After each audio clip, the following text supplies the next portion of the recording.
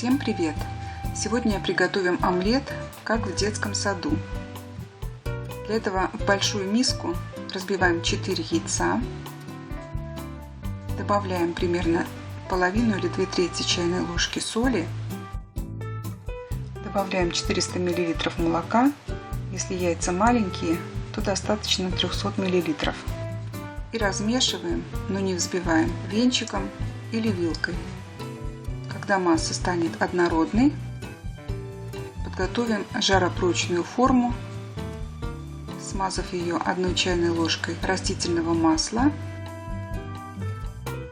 Затем яичную массу заливаем в форму и ставим в духовку, разогретую до 200 градусов на 30 минут.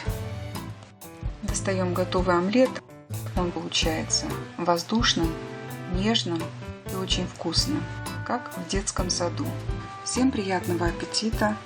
Надеюсь, что вам понравится этот рецепт. Если понравилось видео, ставьте лайки, подписывайтесь на мой канал. И до следующих видео. Пока!